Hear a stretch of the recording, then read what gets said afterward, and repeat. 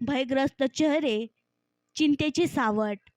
भोंग्यावरील सूचना ऐकताच हजारो लोकांनी सोडली घरे. भोपाळ गॅस दुर्घटनेची आठवण, सिनेस्टाईल घटना घडल्याची चर्चा. पहाटे 5:30ची वेळ. कोणी मॉर्निंग वॉकला जाण्याच्या तयारीत तर कोणी ड्युटीवर जाण्याच्या तयारीत.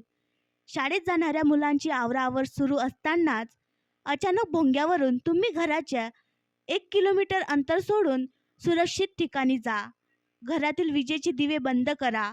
ज्वलनशील पदार्थ वापरू नका.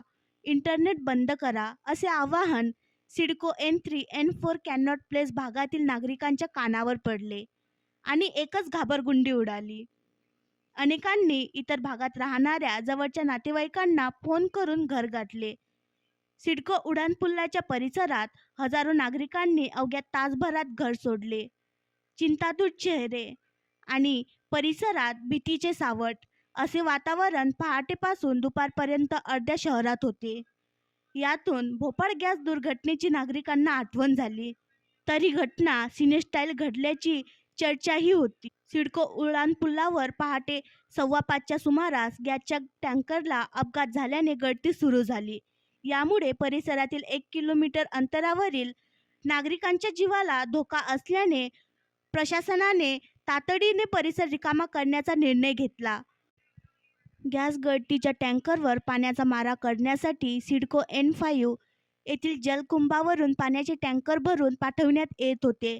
याकरिता पाणी पुरवठा विभागाचे कार्यकारी अभियंता KM पालक यांनी योग्य नियोजन केले.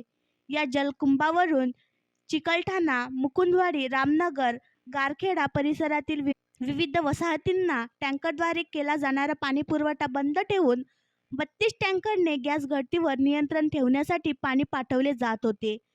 5000 लिटर क्षमतेचे हे टँकर भरून देण्यासाठी संतोष खेडकर, विष्णू पाटील, अभिजित गावंडे या कर्मचाऱ्यांनी परिश्रम घेतले. तब्बल 12 तास 100पेक्षा अधिक टँकर पाणी देण्यात आले. आणखी नवीन व्हिडिओ पाहण्यासाठी आमच्या देशमुख एक्सप्रेस न्यूज चॅनलला सबस्क्राईब करा, लाईक करा आणि शेअर करा.